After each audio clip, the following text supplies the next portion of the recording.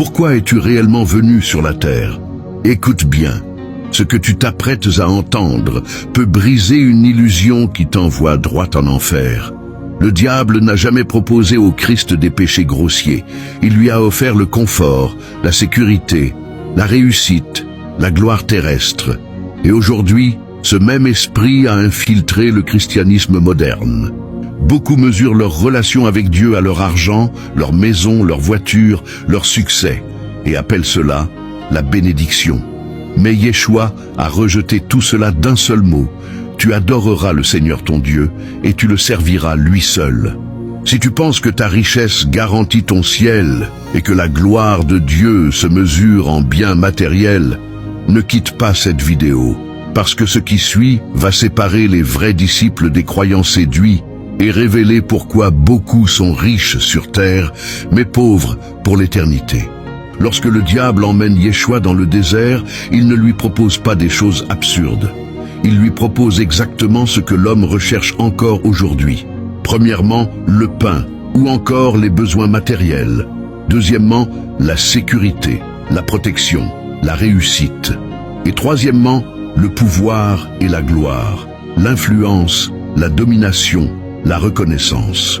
Satan ne change jamais de stratégie, il adapte seulement le décor. D'abord, Satan te fait croire que ta vie tourne autour de tes besoins. Le tentateur, s'étant approché, lui dit « Si tu es fils de Dieu, ordonne que ces pierres deviennent des pains. » Autrement dit, utilise Dieu pour ton confort. Sers-toi de ta position spirituelle pour satisfaire ta chair. Mais le Christ répond en disant « L'homme ne vivra pas de pain seulement, mais de toute parole qui sort de la bouche de Dieu. L'homme ne vit pas pour manger. L'homme ne vit pas pour survivre. L'homme ne vit pas pour accumuler. L'homme vit pour obéir. » Ensuite, Satan t'offre la protection sans l'obéissance. Si tu es fils de Dieu, jette-toi en bas, car il est écrit « Il donnera des ordres à ses anges à ton sujet, et ils te porteront sur les mains, de peur que ton pied ne heurte contre une pierre. » C'est la religion moderne. Promesse sans repentance, protection sans sanctification, bénédiction sans obéissance. Mais Yeshua tranche, tu ne tenteras point le Seigneur ton Dieu. Dieu n'est pas un bouclier au service de nos caprices. On n'utilise pas Dieu pour justifier la désobéissance. Le piège final de Satan est que tu peux tout avoir sans Dieu. Le diable le transporta encore sur une montagne très élevée, lui montra tous les royaumes du monde et leur gloire, et lui dit « Je te donnerai toutes ces choses si tu te prosternes et m'adores. » Voilà le cœur du système mondial. Richesse, pouvoir, succès, influence, mais à une condition, la soumission à Satan. Et Yeshua répond par la phrase qui détruit tout le système « Tu adoreras le Seigneur ton Dieu et tu le serviras lui seul. » Yeshua montre une vérité que les dénominations ont effacée. Nous ne sommes pas sur terre pour être à l'aise. Nous ne sommes pas sur terre pour réussir selon le monde. Nous ne sommes pas sur terre pour accumuler. Nous sommes sur terre pour obéir et pour servir le Tout-Puissant. Tout le reste est secondaire. Tout le reste est un test. Tout le reste peut devenir une tentation. Le désert dévoile celui que tu sers réellement. Si ton évangile promet surtout le confort, ce n'est pas celui de Yeshua. Si ton message évite l'obéissance, ce n'est pas celui du royaume. Si ton christianisme cherche la gloire du monde, il vient d'en bas. Cherchez premièrement le royaume et la justice de Dieu.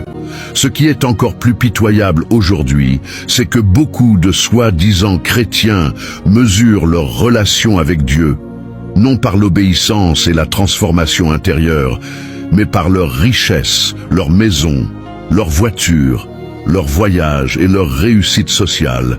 Ils disent « Regarde ce que Dieu fait dans ma vie. C'est la gloire de Dieu.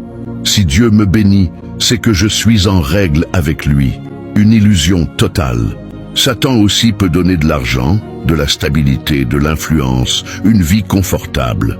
Le monde entier est sous la puissance du malin. La richesse n'est pas la preuve de l'approbation divine. Le confort n'est pas le sceau du salut. La prospérité n'est pas un passeport pour le ciel. Le standard de Dieu n'a jamais évolué. Il ne te demandera jamais ce que tu as accumulé, ni le rang que tu as atteint. Il te demandera une seule chose. As-tu obéi quand c'était coûteux? As-tu servi quand il n'y avait rien à gagner? As-tu renoncé quand le monde te faisait des promesses? Car au royaume, la valeur d'un homme ne se mesure pas à ce qu'il possède, mais à ce qu'il a accepté de perdre pour Dieu. Beaucoup me diront en ce jour-là, « Seigneur, n'est-ce pas en ton nom que nous avons prophétisé, en ton nom que nous avons chassé des démons, en ton nom que nous avons accompli beaucoup de miracles ?» Ils avaient des œuvres, ils avaient une activité religieuse, ils avaient peut-être même du succès aux yeux des hommes, mais ils n'avaient pas l'obéissance à la saine doctrine transmise par Dieu à travers les 12 apôtres. Ils ne se sont pas alignés sur les actes des apôtres, mais sur les paroles des fondateurs de leur dénomination, sur des dogmes fabriqués et sur des enseignements inventés par des pasteurs. Ils ont remplacé l'autorité apostolique par l'autorité humaine. Et Dieu ne reconnaît jamais ce qu'il n'a pas établi. Le désert sépare toujours deux camps, ceux qui veulent Dieu pour ce qu'il donne et ceux qui veulent Dieu pour ce qu'il est.